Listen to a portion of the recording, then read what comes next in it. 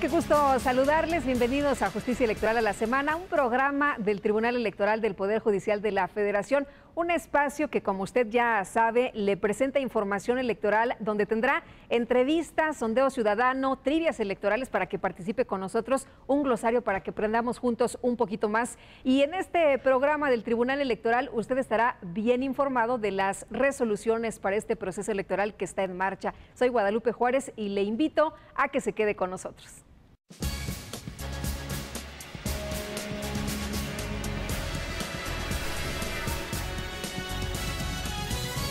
Decir que se llevó a cabo esta reunión, la 11ª sesión del Foro Permanente para las Cuestiones Indígenas de la Organización de las Naciones Unidas. Ahí participó el magistrado Luna Ramos y vamos a platicar del tema con Víctor Manuel Castro Borbón, jefe de la Unidad de Asuntos Internacionales del Tribunal Electoral del Poder Judicial de la Federación, a quien doy la bienvenida. ¿Cómo estás? Qué gusto saludarte. Muchas gracias, Guadalupe. Muchas gracias. Oye, ¿por qué es importante esta reunión? ¿Qué se puede destacar de este tipo de eventos internacionales?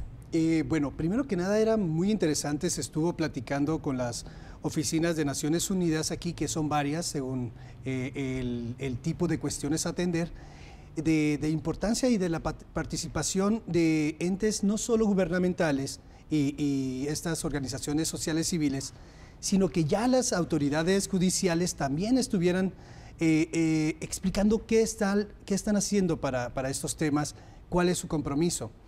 En este caso, teníamos encima de esta fecha, para que para nosotros era una gran oportunidad, el magistrado presidente así lo vio, de estar ante el Foro Permanente de Naciones Unidas para Cuestiones Indígenas. En sí, este foro es uno de los más importantes, lleva ya ahorita 10 años, 11 años propiamente, trabajando para lo que es el Consejo Económico y Social de las Naciones Unidas. Ahora, se han dado cita a importantes organismos, organizaciones no gubernamentales, organismos sociales, pero ¿por qué es importante ahora que un organismo jurisdiccional esté justamente en una reunión de esta magnitud? Claro, mucho tiene que ver el enterarse en todo el mundo. Es un foro que hay que recordar, creo que la mayor parte de los grupos y comunidades indígenas se encuentran en el continente africano. También hay muchísimo, obviamente, en Latinoamérica, incluyendo algunos países en todos los continentes, pero todos quisieran saber quién va adelante, quién está haciendo algo y qué pedirle a sus autoridades, teniendo como un parámetro, un ejemplo, a alguien que vino y levantó la voz y dice: yo ya me comprometí a esto, yo ya tengo la obligación de expresarme y cuidar estos aspectos. En este foro, que es la 11ª sesión del Foro Permanente para las Cuestiones Indígenas, se querían concentrar en lo que le llaman ellos la doctrina del descubrimiento y lo que es resarcir lo que generó esta doctrina del descubrimiento. Hablan propiamente de que después de la colonización que inició en el siglo XV, en el cual llegaban a un terreno, que para ellos todo era territorio, que siempre y cuando no estuviera ya conformado formalmente ante quien en ese momento fuera autoridad, que se adueñaran no solo de la tierra, sino de los recursos y de su gente, sin tener mayor consideración a lo que venían esa gente teniendo como cultura, como educación, como estructura social propiamente.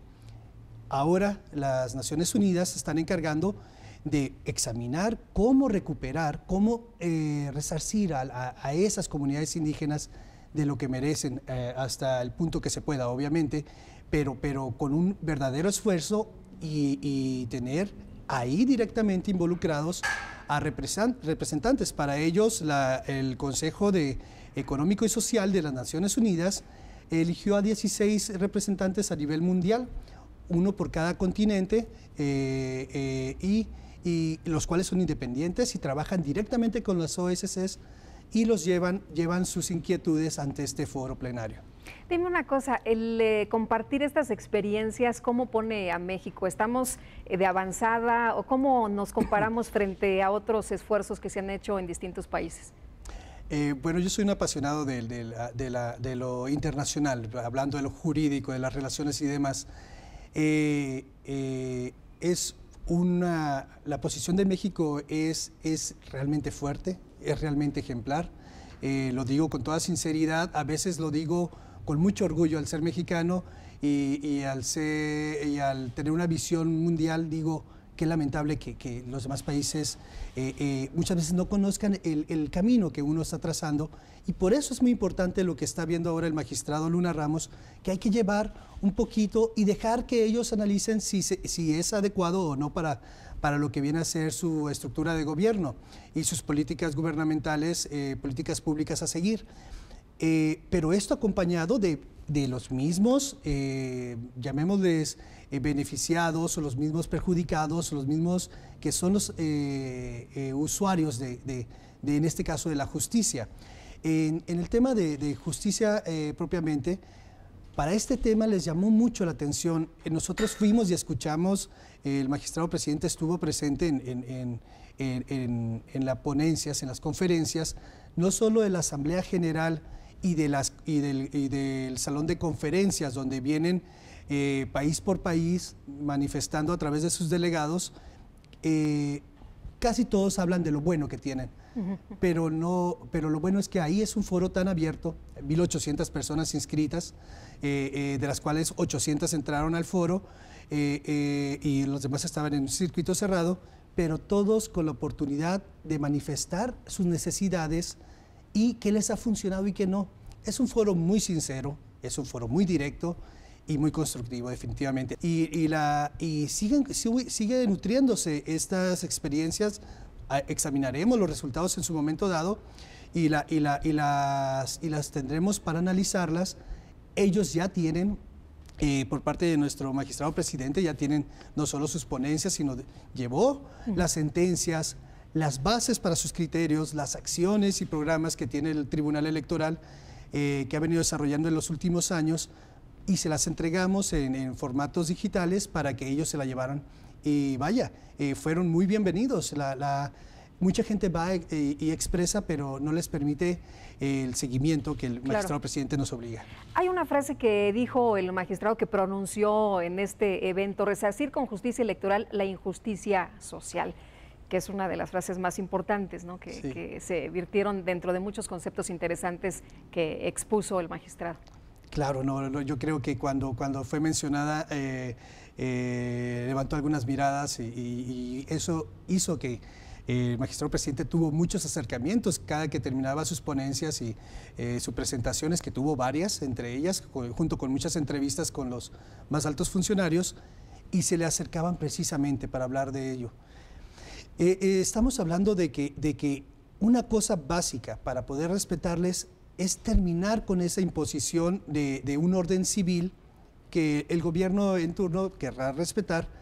Y por otra parte tenemos a muchos pueblos indígenas, sean africanos, asiáticos o americanos, tratando de mantener su cultura, tratando de mantener sus costumbres, los niveles de educación y las ocupaciones que generan, en las cuales ellos se sienten identificados. Entonces, desde el caso Tanetse y en el caso Cherán, son como sentencias de este Tribunal Electoral, claro, casos muy, ¿cómo se llama?, ejemplificativos, y además que dan una base muy fuerte, que dicen, hay que respetar todo aquello que ellos tienen, sus costumbres, sus tradiciones, y cómo ellos eligen al tipo de gobierno o al tipo de gobernante que quieren. Esto es que si ellos respetan a una persona electa por aclamación o por cualquier costumbre, ahí es otro tema que me gustaría mucho, si me permites, bueno, platicar ahorita.